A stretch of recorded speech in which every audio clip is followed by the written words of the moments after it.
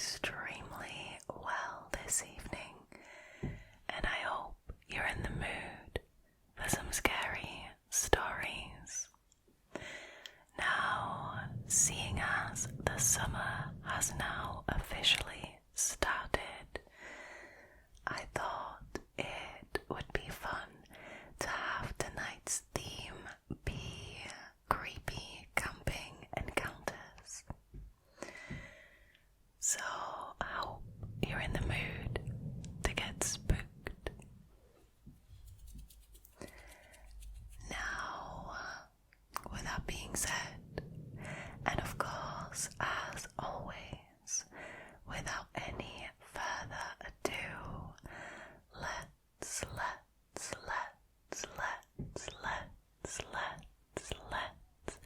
jump straight into tonight's stories, shall we? Alrighty, so the first story was originally posted by a Reddit user called stumble_forward. Their story is called Let Me Tell You About the Button Man. I live in Australia. In the southeast of Australia lies the state of Victoria, and in that state lies the high country, an extremely vast and remote expanse of alpine mountains and valleys that's largely only accessible by four-wheel drive and can take days to get in and out. The place is popular with four-wheel drivers, deer hunters and hikers. We four-wheel drive, and this was the destination chosen to go camping for a few days with my partner Jess and I. Sometime away from the world beyond the reach of mobile phones, the four-wheel drive was loaded up, lists double-checked, vehicle maintenance done, fuel loaded onto the roof racks, the police station closest to our destination notified of our trip. It's common for people to notify them as a safety measure, especially when not travelling in a convoy. Again, very remote. And off we went.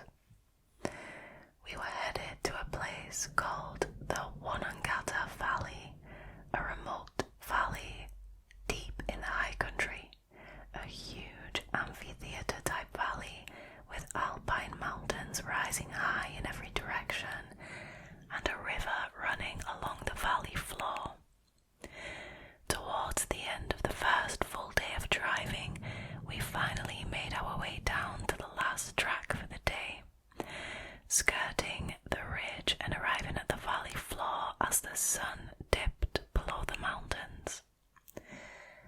We found a secluded spot to pitch our tent, nestled in and amongst the eucalyptus trees by the riverbank. It was midweek and off-season, so we were the only ones in the valley that we knew of. After setting up camp and having a meal by the fire as the sun went down, we snuggled together in our sleeping bags and, in short order, we decided to hit the hay. At some point during the night, I got woken up by a loud noise. I wasn't quite sure what I'd heard. From inside our tent, I waited, I listened, but nothing. I must be going mad. No sooner had I thought it, and I heard another noise. It sounded like something falling off of our camp table and hitting the ground hard. I put it down to possums or wombats frolicking about, common in the area and nothing to worry about. Should have packed up after dinner, I thought, and I went back to sleep. Sunrise came and we slowly woke up. Needing to pee, I opened the tent and jumped out,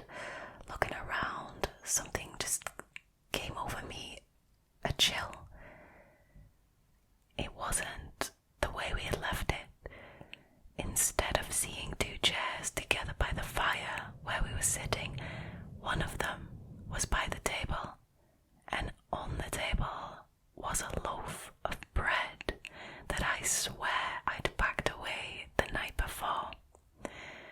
I walked over to the table to inspect. A half-eaten piece of bread was sitting there with a very obvious bite mark taken out of it.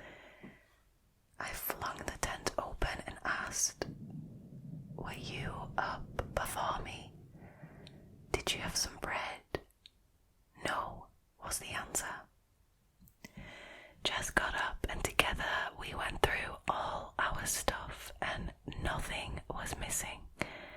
As we went to check the four-wheel drive, I noticed the footprints. There were a bunch of them all around the front of the car where the hood was. Most of the camp was covered in grass. This was one of only a few spots that was just dirt. Had someone tried to open it? Very distinct footprints, not mine and not my partner's. Perhaps they'd already been there. These camping spots are usually intermittently, and obviously we weren't looking at the ground when we arrived the night before, with the sun setting and all. I don't think either of us wanted to actually admit what we were both thinking, that someone had been creeping about our campsite at night, far from civilization. We discussed if a possum could have made the bite marks, argued about if one of us had left the bread out, and eventually discussed moving on and camping somewhere else. After much deliberation, we decided to stay. I had the rifle in the four-wheel drive, which I guess gave me an overinflated sense of safety, which in hindsight was a very poor choice. As the day went on, the sun shining and with nothing eventful happening, I decided to walk across the valley floor, an open field of subalpine grassland, about 800 meters to an old ruin of an isolated homestead built by settlers who ran cattle in the valley some 100 years ago. Honestly, the place is steeped in mystery. There's an old unsolved multiple murder from 1917 that has always captivated people. Now, I read the plaque, I took some photos, and I started wandering back to camp. As I neared the halfway mark back to camp, I noticed Jess walking across the field towards me. She must have gotten bored, I thought. Now, as she approached, it was clear that she was in a panic. Immediately, she started to tell me how she went down to the riverbank to wash the pots and pans, and as she looked up, she saw someone over on the other side of the river, watching her from deep in the forest. I had no reason whatsoever to disbelieve her.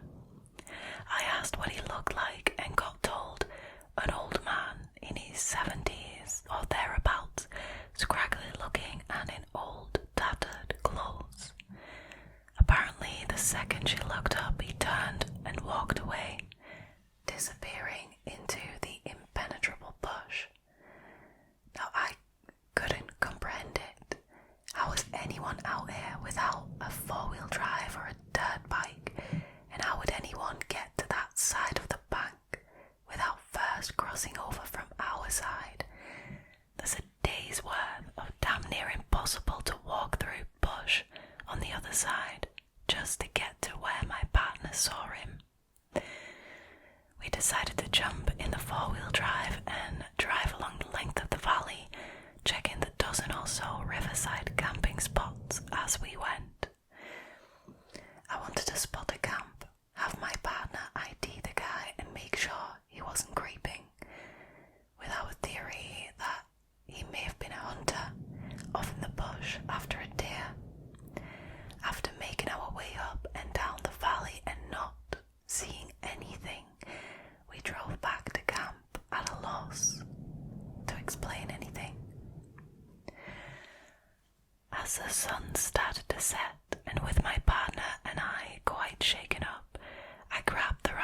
and sat it next to us as we cooked dinner and chatted, having a few drinks to settle the nerve.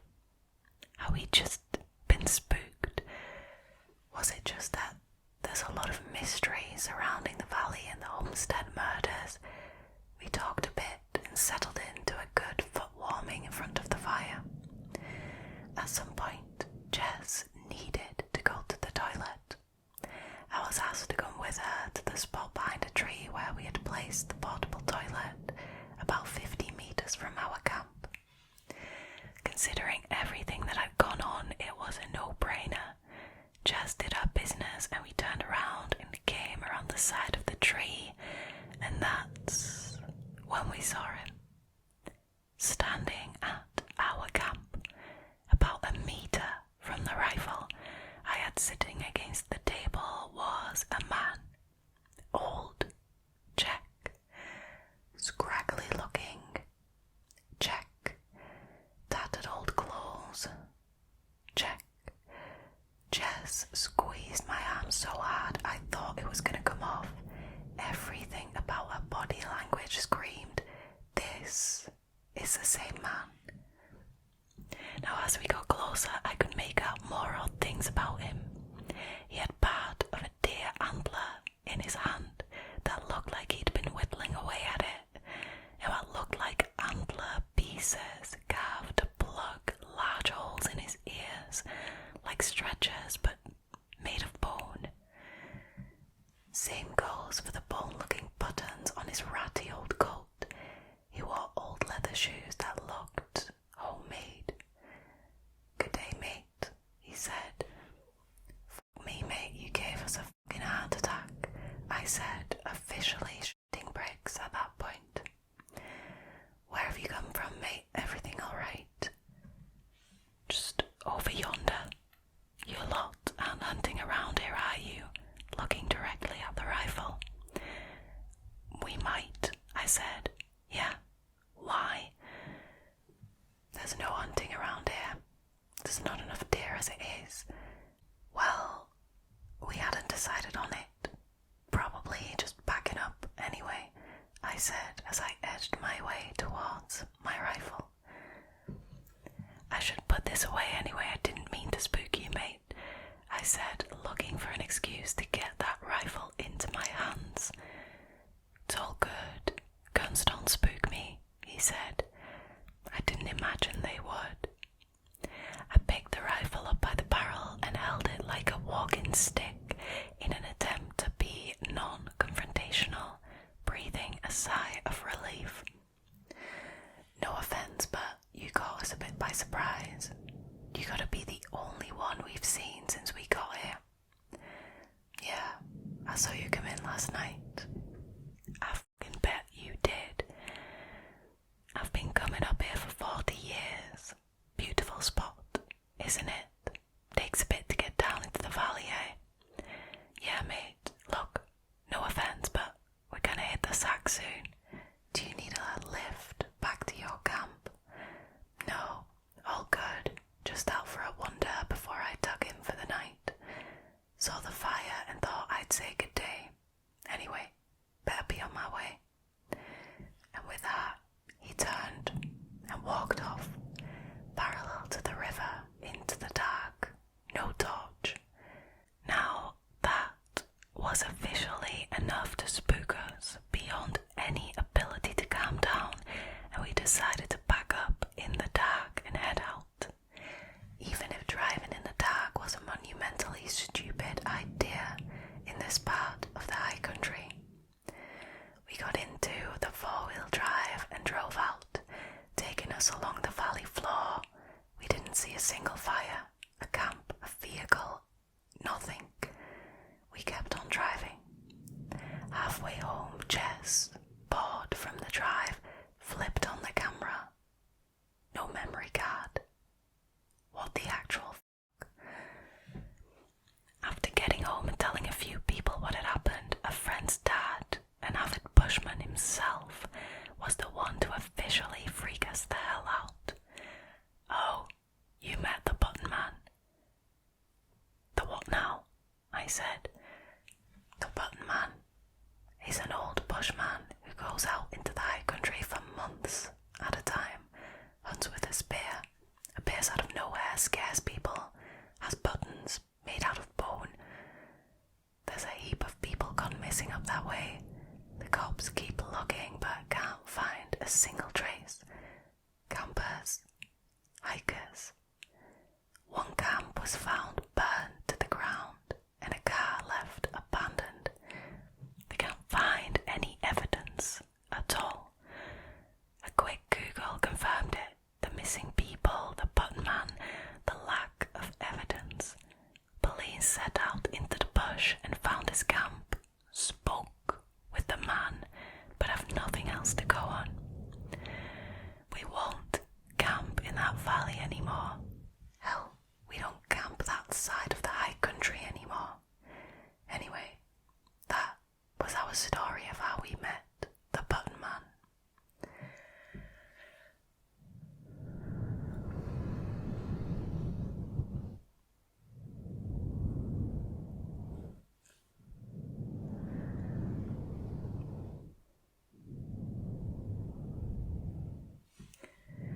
Now that is what I would call absolutely fucking terrifying.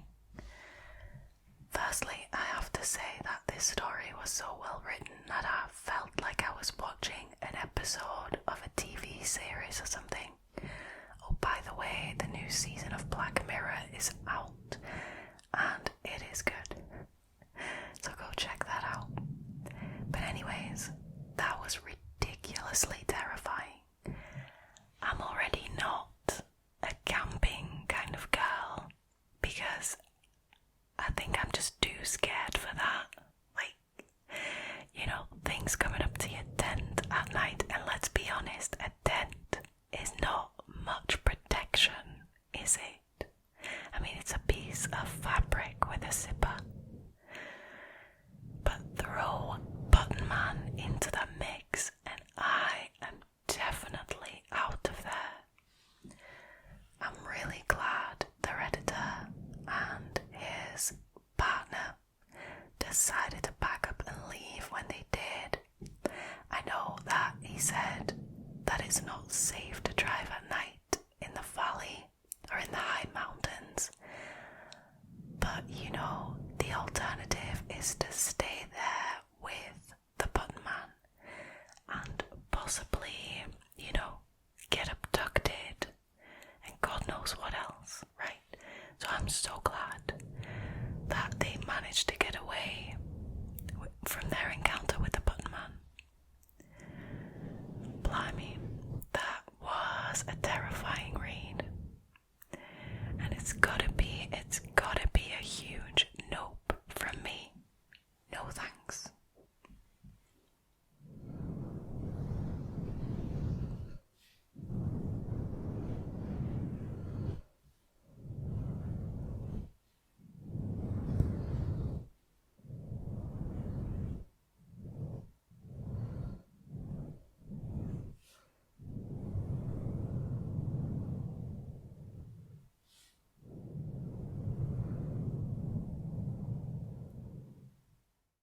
Okay, so I know that last one was a particularly long one, right?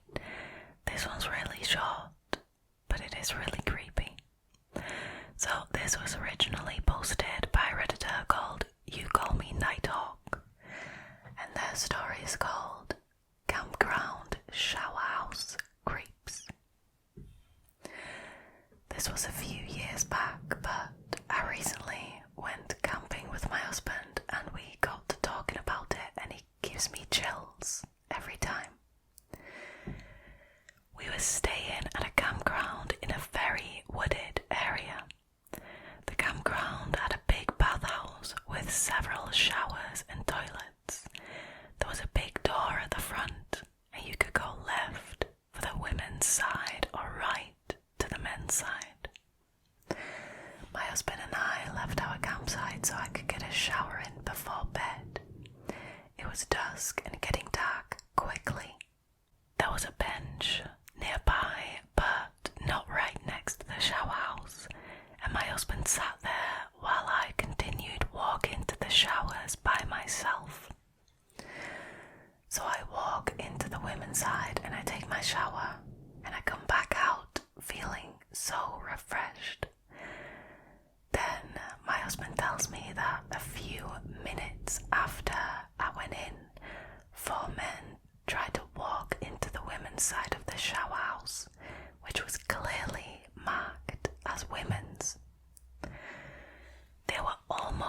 inside when my husband yelled at them, "Hey, what are you doing?"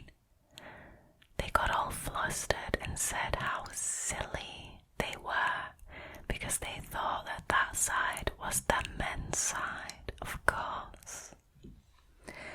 Then they left quickly and disappeared into the night.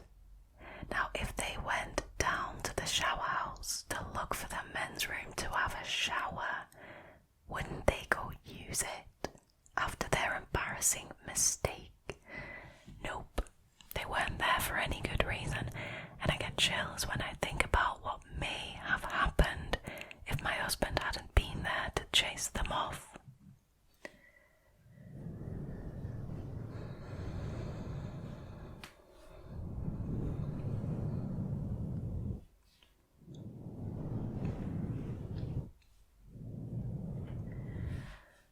See, honestly, this is creepy to me because I've been to campsites where they had, like, a shower house.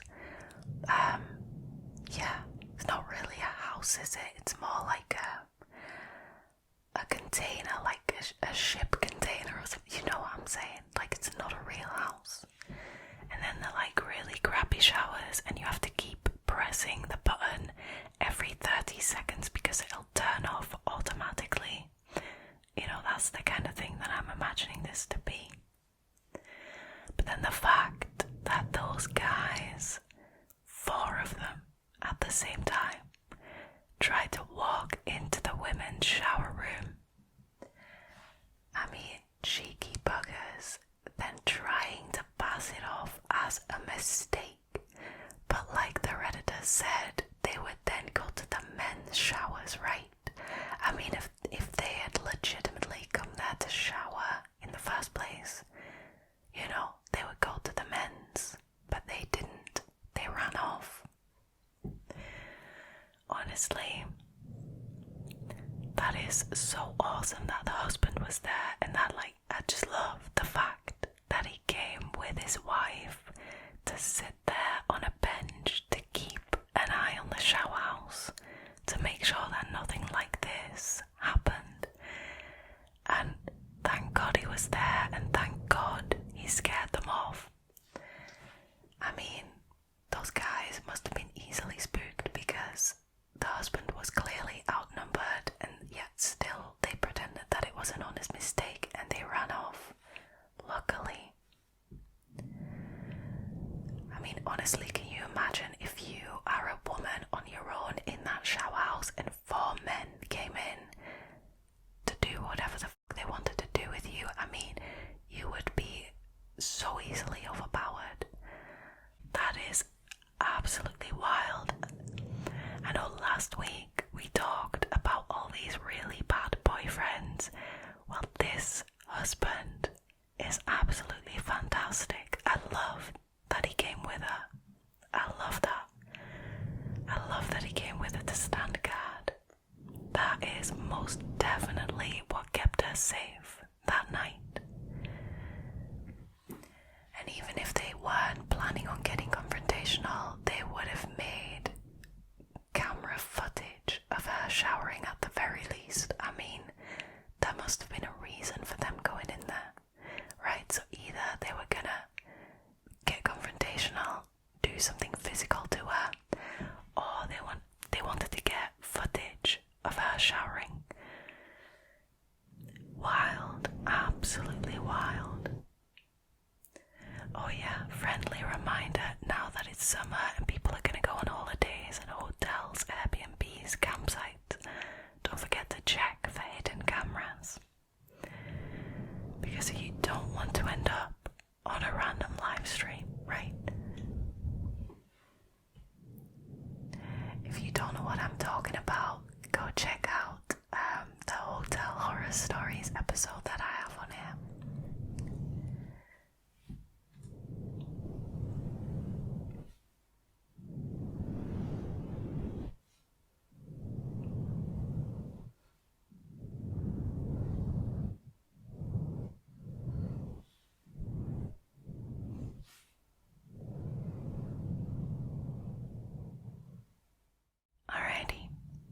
So the Redditor who posted the next story has actually deleted their account, so I can't give any credit.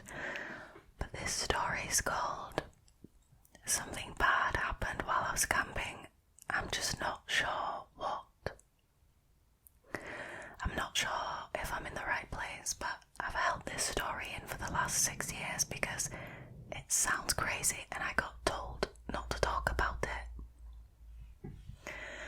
I went camping 6 years ago with an ex-boyfriend of mine.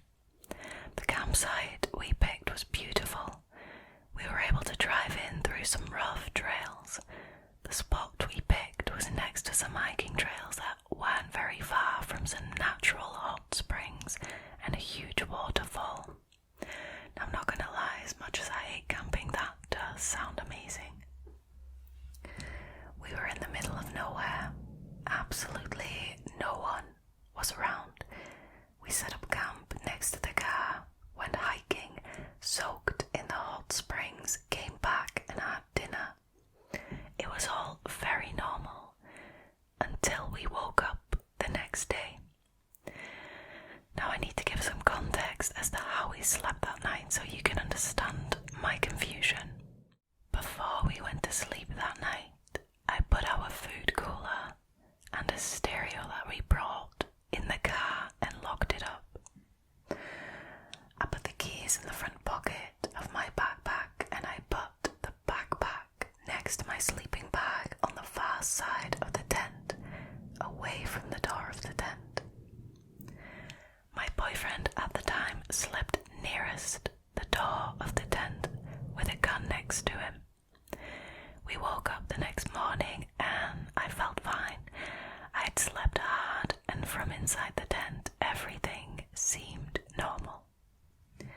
When we got out though, our campsite was absolute chaos.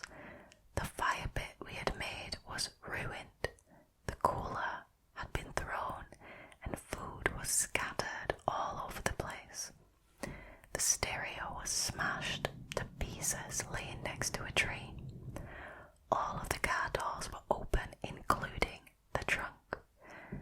We stood there for a minute in silence, just taking everything in. The words felt off now. It was quiet and not the beautiful campsite that I saw yesterday. Everything about those words felt wrong now. My ex accused me of not locking the car the night before, and that an animal got into our stuff. Now I promised that I had locked it and I went into the tent to grab the keys from my backpack, but they weren't there. I found them later on the ground, right next to my car. We quickly threw everything into the trunk and left. My boyfriend was quiet and wouldn't talk to me about what had just happened.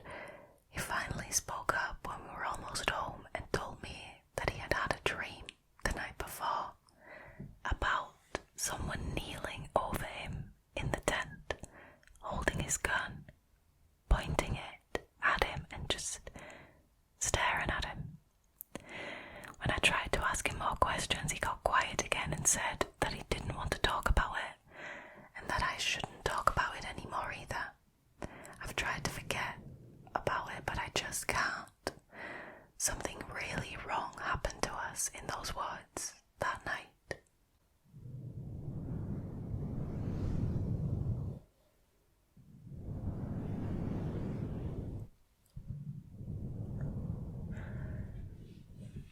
I mean, let's face it, that couldn't have been an animal. I mean, an animal isn't smart enough to go and steal car keys from somebody's backpack, open all the car doors, including the trunk, get everything out and smash everything to bits. I mean, this was a person. There's no way around that. But I just wonder, how did they get into the tent without them waking up? I know the boyfriend said he had a dream of a guy standing over it, holding his weapon. But how would that not wake you up? The backpack was on the side of the tent, is it where it opens. So he had to kind of like, he or she had to clamber over the both of them to try and get to the car keys. Like, I don't understand. Unless he made a hole into the tent, but it didn't say anything about that. Like, everything about this story is so creepy. But, you know, I gotta say, I think the boyfriend is kind of a bit of a dick. I mean, the fact that he instantly started accusing the OP of not locking the car, like essentially blaming the OP, and then going all quiet in the car, saying that he had had this dream, and then, you know, he just didn't want to talk about it anymore. It's just very shady. You know, it's kind of a dick move. And then saying like, oh, we shouldn't talk about this anymore. Yeah, you bloody well should. I mean, come on, they broke into the tent. They smashed your stuff. This should have been reported, right? Right? Or is that just me? Like, I feel like I would have reported this. See, man, camping is dangerous. Camping is dangerous. I mean, if you're gonna go camping, at least make sure that it's not you on your own. Like, take someone with, or, you know, people, a group. That's probably the safest bet, not just your shitty boyfriend who's gonna immediately blame everything on you when something happens. I mean, I'm just saying, I'm glad he's an ex-boyfriend. Blame you. I'm glad those two stayed safe though, because, I mean, if this person who broke in is capable of trashing the place, smashing all their stuff, point the guy's own gun at him, I mean, that could have gone wrong in so many ways, couldn't it? Wow.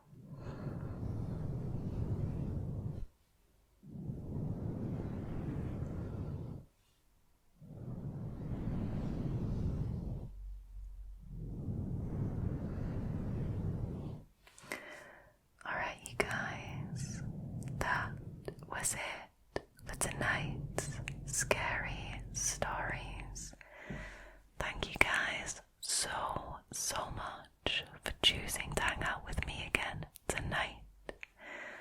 If you liked this video and you would like to see more of these types of videos, then make sure you hit that subscribe button, like the video, and leave a comment down below. I always love reading you guys' opinions on these stories. So I guess now all there is left for me to do is to wish you